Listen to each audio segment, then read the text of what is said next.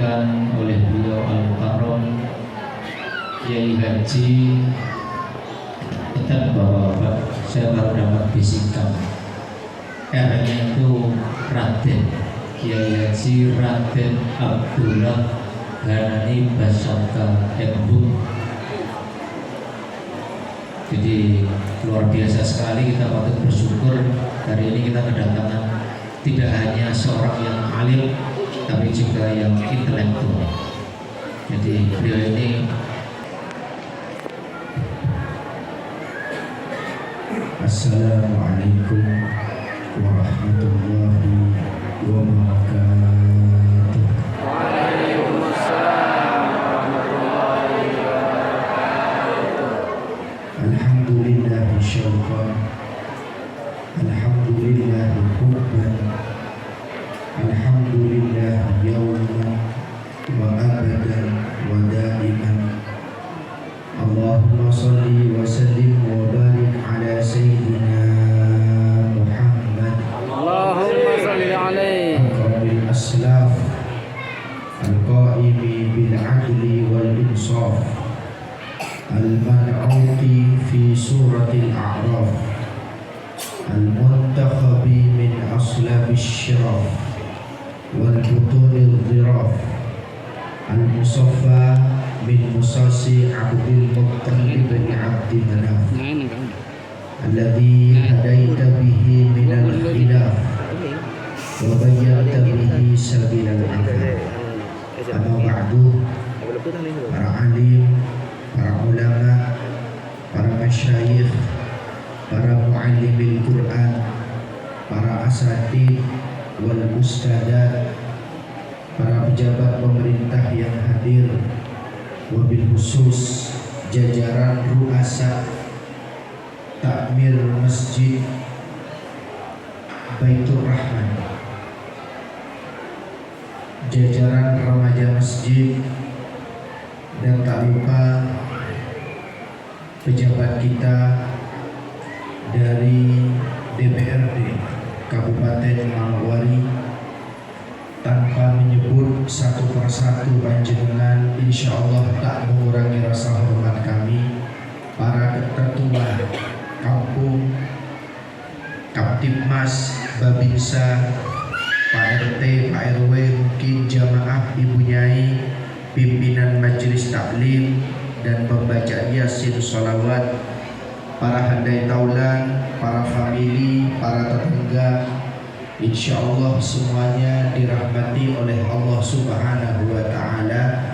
Amin ya Rabbal Alamin. Malam hari ini setelah bersyukur kehadiran Allah dan bersolawat kepada Habibuna Muhammad, izinkanlah kami cukup menyampaikan 3 ulaiman, 3 bekal yang insya Allah apabila kita amalkan bersama-sama, 3 bekal ini akan menjadi amunisi yang baik. Amin Allahumma amin. Saya tanya ke panjenengan terlebih dahulu, yang hadir ini Pak Ketua Panitia, Pak Amir, lebih banyak ibu-ibu apa bapak-bapak? Yang hadir majelis taklim Yai ngaji ke panjenengan lebih banyak ibu-ibu atau bapak-bapak? Akan tetapi ketika Rasulullah Isra Mi'raj, beliau melewati neraka, maka Sayyidina Abu Bakar bertanya, ya Rasulullah, di neraka lebih banyak laki-laki atau ibu-ibu? Walhasil, kenapa lebih banyak ibu-ibu? Karena wiswayai tobat, sudah saatnya bertaubat. Kenapa? Karena ibu-ibu dan bapak-bapak hanya satu bedanya, lelaki tak banyak bicara. Ibu-ibu semakin kecil volumenya, semakin dalam gosip yang keluar. 2 hari kami berada di Manokwari. Alhamdulillah baru malam ini ingin melihat kampung seperti di Jawa, Pak Yai menyampaikan 98% adalah dari Jawa. Akan tetapi ketika saya keliling melihat para pedagang asongan, melihat para pedagang sayuran, emak-emak yang berbicara dengan volume semakin pelan, ternyata sedang membicarakan tetangganya. Ada yang pakai kerudung baru, langsung muncul bahasa. Padahal hanya kerudung. Bagaimana dengan perabotan rumah yang lain? Walhasil, bergembiralah malam hari ini 3 hal. Yang pertama adalah kita berkumpul di hari Kamis. Hari apa, Pak? Kenapa? Karena hari Kamis ini adalah setoran amal umat manusia. Apabila ada orang melakukan kebaikan, maka oleh 2 malaikat di 2 pundak kita, Raqib dan Atid, apabila ada orang melakukan kejelekan, maka malaikat menyampaikan tunggulah sampai hari Kamis. Apabila dia bertaubat, maka tak perlu kau tulis, wahai malaikat. Akan tetapi apabila melakukan kebaikan, segera tulis saat itu pula. Walhasil hari Kamis di kampung kita, kalau sore banyak orang yang berziarah, banyak yang datang ke kuburan tetua-tetua. Kenapa? 1 pekan sekali pula para jenazah, para arwah menunggu daripada doa-doa anak cucunya. Sehingga malam Jumat adalah malam yang istimewa, sebagaimana yang kita hari ini laksanakan di masjid yang mulia ini. Sehingga ahli kubur dalam Al-Quran direkam, a'udzu billahi minasyaitonir rajim, fa'aqbala ba'duhum 'ala ba'di yatasaalun. Orang-orang di alam kubur saling bertanya, dikirim berapa engkau hari ini? Maka ada yang menjawab, alhamdulillah, anak kami berada di TPQ, anak kami berada di madrasah, maka setiap hari kami dikirim sehari 5 kali. Setelah asar mereka ngaji Al-Fatihah, kami mendapatkan keberkahan. Alam kubur mereka saling berdialog, saling berbicara. Salah satu di antara arwah yang lain menyampaikan, betapa beruntung kau, anakmu, cucumu masuk ke lembaga pendidikan, masuk ke majelis taklim, betapa beruntung. Bagaimana dengan engkau? Kata jenazah yang lain, alhamdulillah, walaupun aku tidak dikirim setiap hari seperti engkau, alhamdulillah menantuku ikut malam Jumat manisan. Walhasil 1 minggu 1 kali mendapatkan keagungan di alam barzakh. Sehingga ada yang setiap hari mendapatkan kenikmatan, ada yang 1 pekan 1 kali menunggu malam Jumat, menunggu ikut majelis taklim. Yang lain ada yang lebih bersedih, engkau ada yang 1 hari, ada yang 1 pekan. Bagaimana dengan kami? Engkau kenapa 1 bulan 1 kali? Kapan rutinan pos kamling RT RW?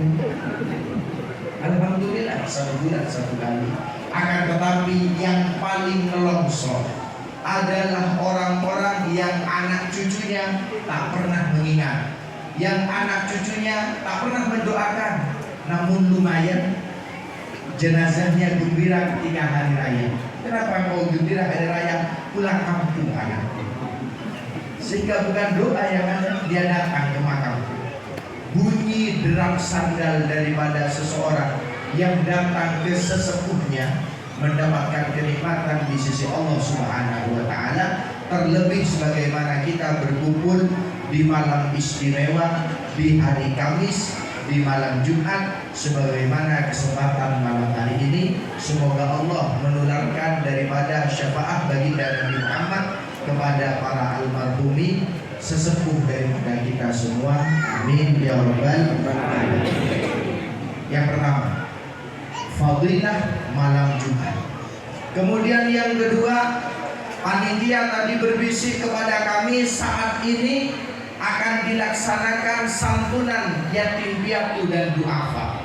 Ini sungguh sangat luar biasa, mengingatkan kami pada satu kisah bahwa kelak di alam kubur tiba-tiba ketika kita disiksa, ketika kita mempertanggungjawabkan amal kita, ketika kita diadab, dihimpit tubuh kita, hancur tulang belulang kita karena tak ada amal yang istimewa, ternyata tiba-tiba datang anak kecil.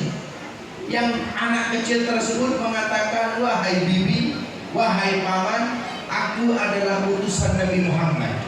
Ulurkan tanganmu, aku angkat engkau dari alam kubur ini menuju ke tempat yang istimewa. Maka daripada kita yang dipanggil, yang ditarik tangannya kaget, siapakah engkau wahai anak kecil? Siapakah engkau? Kenapa engkau mau menarikku? Ketika aku sedang tersiksa, engkau datang tepat waktu. Walhasil anak kecil ini menjawab, tak ingatkah engkau di masjid itu? Tak ingatkah engkau di acara maulid itu? Tak ingatkah engkau di malam Jumat itu? Ketika menyantuni kami para yatim piatu. Sehingga sabda Nabi Muhammad, ana ma'akafilil yatim, saya bersama orang yang menyantuni anak-anak yatim sebagaimana dua jari jemari yang tidak dapat dipisahkan. Walhasil kita dijemput oleh anak kecil ini. Kita dijemput karena kita pernah menyantuni daripada yatim piatu dan duafa. Walhasil malam hari ini selain malam Jumat, malam yang istimewa, keistimewaan kita akan mendapatkan ziyadah karena insya Allah sesaat lagi kita akan berdiri bersama, kita akan mendengarkan sholawat lagi, dan insya Allah akan melaksanakan santunan kepada ananda yang berada di wilayah ini. Walhasil diniatilah apa yang kita kerjakan ini untuk niat menanam. Orang yang menanam maka kelak dia pasti akan memanen. Kalau orang tidak pernah menanam maka apa yang akan dia panen? Hari ini insya Allah, malam ini insya Allah kita akan menanam bersama, dan panennya bukan hanya di dunia tapi insya Allah hatta akhirah. Amin ya rabbal alamin. Amin ya mujibas Sa'ilin. Para bapak, para ibu yang dirahmati Allah Subhanahu wa taala, dalam sebuah riwayat dikisahkan ada seorang ibu yang datang bersama beberapa anak yang yatim. Maka ketika dia berjalan, dia tiba di tempat yang jauh dengan keramaian, di tempat yang jauh dengan kampung-kampung, sehingga dia bertanya sebelum menyeberangi tempat yang sepi tersebut, adakah di sini orang yang dermawan yang mampu menampung kami? Kami akan menginap semalam, kemudian besok kami akan melanjutkan perjalanan. Malam ini kami ketakutan. Walhasil ada seorang mengatakan, datanglah ke rumah si fulan, karena si fulan itu adalah muslim, orang Islam yang dermawan dan baik hati. Datanglah ke sana dan kau menginap di sana. Maka ibu dan anak-anak yatim tersebut datang ke rumah yang ditunjukkan. Ketika datang, betapa kaget tuan rumah. Mohon maaf ibu, kami hanya punya 2 kamar. 1 kamar untuk kami dan 1 kamar untuk anak-anak kami. Sedangkan apabila engkau bermalam di sini bersama beberapa anak-anak ini, kami akan tidur di mana? Mohon maaf, beribu-ribu maaf. Silahkan panjenengan mencari tempat yang lain. Padahal ini dikenal orang yang paling dermawan di kampung itu. Ibu tersebut bersedih keluar dari rumah itu dan mencari tumpangan menginap. Ternyata di ujung, di seberang jalan terdapat seorang Nasrani, non-Muslim, yang terlihat kasihan melihat ibu-ibu tertatih-tatih bersama dengan anaknya di waktu malam. Maka seorang Nasrani itu mengatakan, wahai ibu, engkau hendak kemana? Aku akan melanjutkan perjalanan tapi kemalaman. Baik, silahkan bermalam di rumah kami. Rumah kami kecil, hanya 1 kamar. Engkau tidur di mana? Biarkan kami tidur di luar, dan engkau bersama anak-anakmu tidur di kamar kami. Walhasil malam itu, seorang yang muslim pertama tadi bermimpi. Bagaimana mimpinya?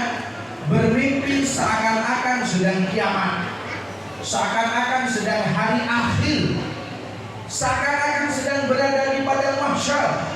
Orang-orang yang berpuasa masuk ke surga, orang-orang yang gemar bersedekah masuk ke Jannatul Firdaus, orang-orang yang gemar sholat masuk ke surga daripada Illiyin, orang-orang yang rajin siam masuk ke surga yang bernama Ar-Rayyan. Semua masuk ke surga sesuai amal masing-masing. Maka dia yang terkenal abid, ahli ibadah, dermawan, kemudian akan masuk ke surga yang dijanjikan oleh Allah.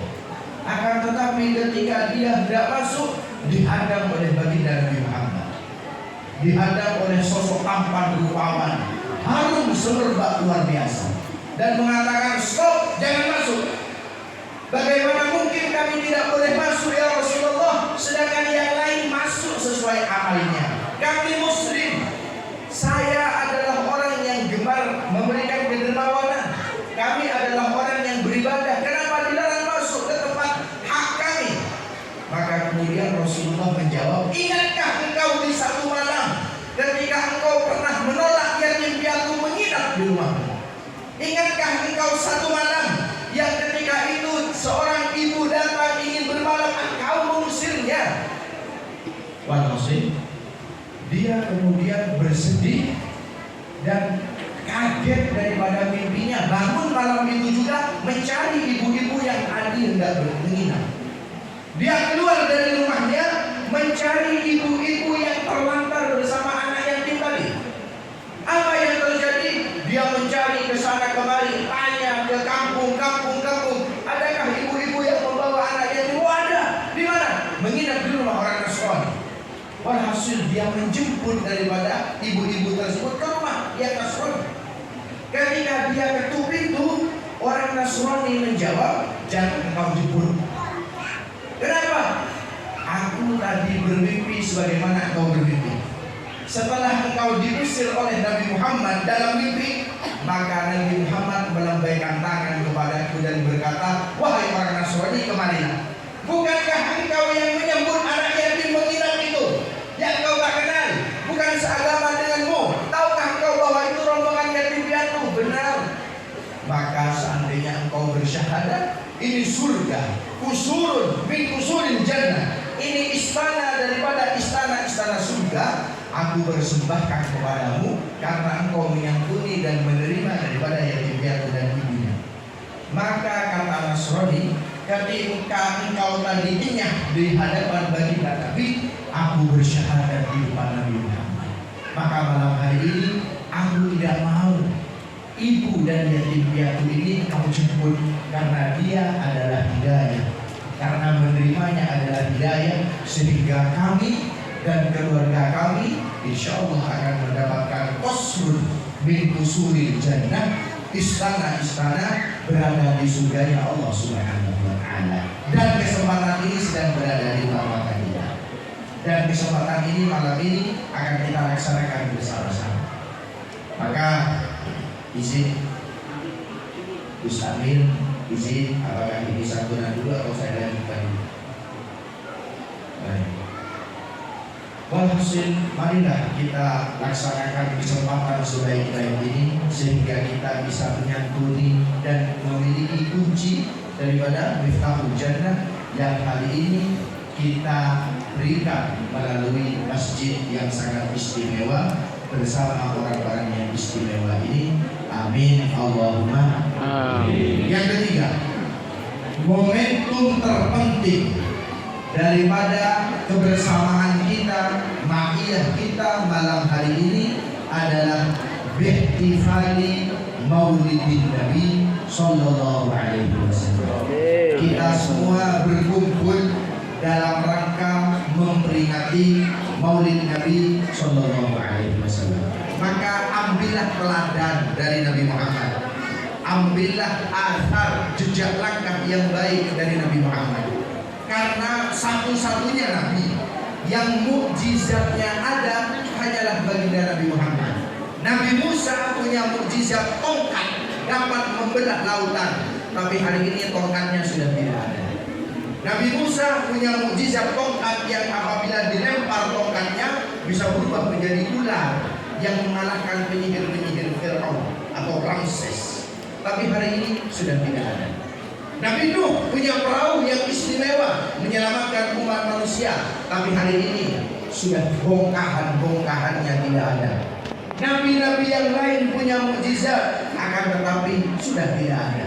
Nabi Daud punya mukjizat, sudah tidak ada. Nabi Sulaiman punya mukjizat, sudah tidak ada. Akan tetapi satu-satunya mukjizat yang ada dalam seorang nabi adalah mukjizat baginda Nabi Muhammad, yaitu dengan Al-Qur'anul Karim. Mukjizatnya apa? Al-Qur'anul Karim. Nabi yang lain punya kitab suci Taurat, punya kitab suci Injil, punya kitab suci Zabur, tapi sudah diklaim oleh orang-orang tertentu yang tidak mengimani kepada Al-Qur'anul Karim. Walhasil hanya Al-Quran inilah yang di dalamnya terdapat sunnah, sirah nabawiyah, kisah-kisah agung dari Nabi Muhammad yang insya Allah apabila kita teladani, kita semua akan mendapatkan syafaat dari baginda Nabi Muhammad Sallallahu Alaihi Wasallam. Kenapa kita bermaulid? Kenapa kita melantunkan sholawat kepada Nabi Muhammad? Kenapa kita kemudian menyempurnakan pembacaan pujian kepada Nabi Muhammad? Dalam kitab Tanqihul Qaul yang ditulis oleh Al-Imam Nawawi bin Umar Al-Bantani Al-Jawi, beliau menulis dalam Tanqihul Qaul bahwa ada kisah seorang pemabuk, seorang yang durhaka, seorang yang rusak moralnya. Sudah diajak bertaubat tapi dia tidak mau. Sudah diajak kembali ke jalan Allah tapi dia tidak mau. Sudah berkali-kali diajak ke majelis taklim, dia tidak mau. Walhasil ketika dia meninggal, diriwayatkan bahwa seorang ulama bermimpi seorang pemabuk tadi mendapatkan jubah yang istimewa, duduk di posisi manzilah yang istimewa, datang dalam keadaan bersinar yang istimewa. Maka ditanya, bukankah engkau pemabuk itu benar? Bukankah engkau orang yang ahli maksiat dulu benar? Tapi kenapa hidupmu sekarang luar biasa, wahai pemabuk? Kenapa hidupmu sekarang istimewa? Dia mengatakan ada dua yang menyebabkan aku seperti ini. Ada dua yang menyebabkan aku mendapatkan manzilah seperti ini. Bimada nilta hadhil manzilah. Dalam bahasa Arabnya seperti itu. Dengan apa engkau mendapatkan ini? Yang pertama dia menjawab, ada solehin, ada kiai, ada tokoh agama lewat di depan kuburan kami. Lalu ketika dia berjalan, dia melantunkan sholawat dengan lafaz Allahumma salli ala Sayyidina Muhammad. Maka detik itu juga 70.000 jenazah di pemakaman kami, kata pemabuk tadi, diampuni dosanya oleh Allah Subhanahu wa Ta'ala hanya dengan satu lafaz. Aku disiksa, aku diadab, akan tetapi terima kasih kepada mereka yang lewat di depan kubur kami dan kemudian melantunkan satu sholawat. Pertanyaannya, ketika kita lewat di kuburan, kira-kira yang kita baca apa? Padahal mereka menunggu. Mereka seandainya suara terdengar daripada kita yang hidup, maka mereka menunggu daripada salam minimal Assalamualaikum ya ahlal kubur, terlebih dibacakan sholawat. Kemudian yang kedua apa? Katanya ada dua perkara yang membuatku beruntung. Maka dia menjawab, aku mendengar seorang ulama berkata bahwa barang siapa mendengar nama Nabi Muhammad dan kemudian dia menjawab suara Nabi Muhammad dengan bersolawat yang lantang, semakin lantang menjawab suaranya, semakin energi menjawab daripada suara solawat dan bersolawat bersama, maka dia adalah yang paling dekat dengan Nabi Muhammad SAW. Maka aku pernah sekali berdiri, maka di acara maulid pernah aku mahal diam berdiri bersama dan aku angkat suaraku Dan ketika aku mengangkat suara, Nabi Muhammad menoleh dan mencari dari mana asal suara ini. Dan suara itu adalah berasal dari lisanku. Sehingga ketika telah tiba janjinya, aku diberi hadiah tajul mahkota min taj Rasulillah, daripada mahkota Rasulillah yang aku kenakan hari ini. Maka insya Allah itu sekelumit daripada kisah maulid Nabi Muhammad Sallallahu Alaihi Wasallam, yang bahkan kita apalagi bermaulid, mengundang famili, mengumpulkan jamaah, handai taulan ila akhirih, maka kita semua insya Allah lebih istimewa daripada hanya membaca saja. Dan hari ini kita sedang menyambut kelahiran Nabi Muhammad. Malam ini malam yang istimewa, akan duduk bersama orang-orang istimewa dengan amaliyah-amaliyah yang istimewa. Kemudian insya Allah bersolawat kepada insan yang paling istimewa, yaitu baginda Nabi Muhammad SAW. Insya Allah besok kami masih datang ke SP2 dalam rangka melanjutkan safari Maulid Nabi Nabi. Bagaimana kelanjutannya kita tunggu besok bersama-sama. Begitu. Insya Allah kita semua sama-sama berharap mendapatkan syafaat dari baginda Nabi Muhammad, yang mana hari raya memang 1 tahun 1 kali, tapi Maulid Nabi Muhammad yang juga 1 tahun 1 kali harus lebih kita maksimalkan dengan baik, harus kita gunakan dengan sebaik mungkin, karena ada nazar. Kalau orang bersalaman, man sofahani wa sofaha man sofahani ila yaumil qiyamah dakhala jannah. Barang siapa bersalaman, lalu orang yang kita salami bersalaman terus menerus ke atas kepada gurunya, kepada datuknya, kepada para masyaihnya, bersambung kepada baginda Nabi Muhammad, maka dakhala jannah. Orang-orang itu dicari. Akan tetapi ketika maulid atau ketika sholat Jumat bahkan harus kita laksanakan salaman itu. Terkadang ada seseorang yang datang awal ke masjid tapi tak pernah menoleh ke kanan dan ke kiri. Padahal salaman adalah perkara yang mudah. Kami tadi alhamdulillah bersalaman dengan Bapak Dewa. Kami bersalaman dengan Bapak Kiai. Kami melihat para jamaah yang datang juga bersalaman. Alhamdulillah itu adalah ciri-ciri baik. Salaman. Yang insya Allah berkat salaman itulah kemudian salah satunya yang menjadi bekal kita supaya kita kelak saling bahu-bahu. Bukankah kita pernah bersalaman? Bukankah kita pernah bersama-sama? Utamanya merayakan Maulid Nabi Muhammad Sallallahu Alaihi Wasallam, sebagaimana malam ini semoga dikabul oleh Allah Subhanahu Wa Taala. Pak Yai, ketika kami kuliah dahulu, Pak Yai, kata dosen filsafat bahasa kami, apabila kelak engkau berceramah, maka melihat ibu-ibu duduknya ada yang selonjor, berarti wis pandai, berarti sudah waktunya ceramah. Alhamdulillah kami melihat sudah banyak, sudah cara duduknya berbeda.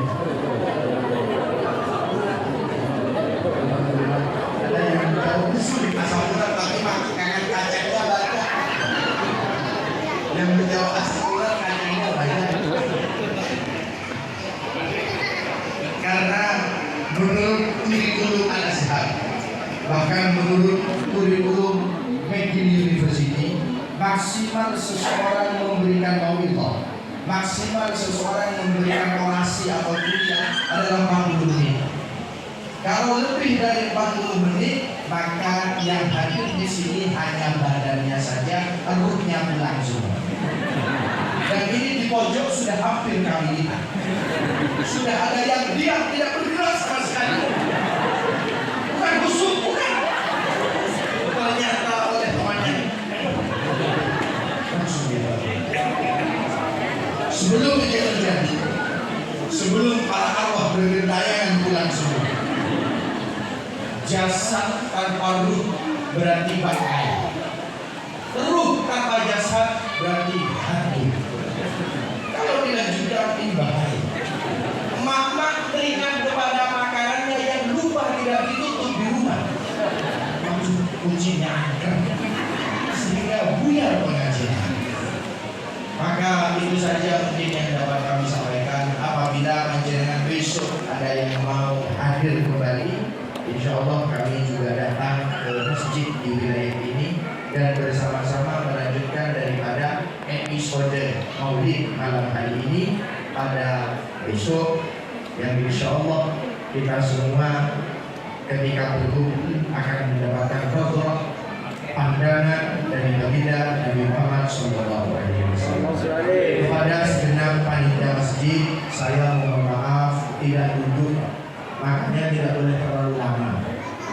Kenapa saya tidak duduk? Ada sesepuh kita, ada guru kita, ada kiai kita, ada para tokoh kita, sehingga anak muda seperti kami sangat lancar rasanya apabila duduk di atas para beliau. Nabi Yakub punya putra menjadi nabi, punya ayah nabi, punya kakek nabi. Nabi Ibrahim punya putra Nabi Ishak nabi. Nabi Ishak punya putra Nabi Yakub nabi. Nabi Yakub punya putra Nabi Yusuf nabi. Tapi Nabi Yusuf tidak punya putra yang menjadi nabi. Kenapa? Karena Nabi Yusuf pernah duduk di atas singgasana ketika ayah dan kakaknya datang meminta bantuan beras. Sehingga Allah Ta'ala cemburu. Wahai Yusuf, engkau memang adalah Azizul Misr, engkau adalah pemimpin Mesir, engkau adalah ratu. Tapi kenapa ketika ayahmu datang kau tidak turun dari singgasana? Maka Nabi Yusuf tidak memiliki anak yang nabi sebagaimana ayahandanya, sebagaimana kakeknya, sebagaimana nenek moyangnya yang para nabi, karena hormat kepada para nabi. Maka oleh karena itu ini berdiri yang sudah cukup lama. Khawatir besok saya tidak bisa berdiri lama, karena hari ini berdirinya cukup lama. Maka kami cukupkan tausiah malam hari ini. Semoga berkenan dan mohon maaf apabila ada salah dan lupa kata. Izin kalau Bu Qasimul Awwad tadi bertanya tentang kepanjangan, ini benar. Kok bisa? Oke, kalau panjenengan ada yang dari Demak, maka panjenengan akan kenal kepada makam di alun-alun Demak yang bernama Raden Fatah. Raden Fatah punya anak namanya Raden Kanduruan. Raden Kanduruan punya anak namanya Raden Rejoso atau Rejasa. Raden Rejasa punya anak namanya adalah Abdul Kidam. Raden Abdul Kidam. Raden Abdul Kidam punya anak namanya adalah Husain. Raden Husain punya anak namanya Isnan. Raden Isnan punya anak namanya Raden Arham. Raden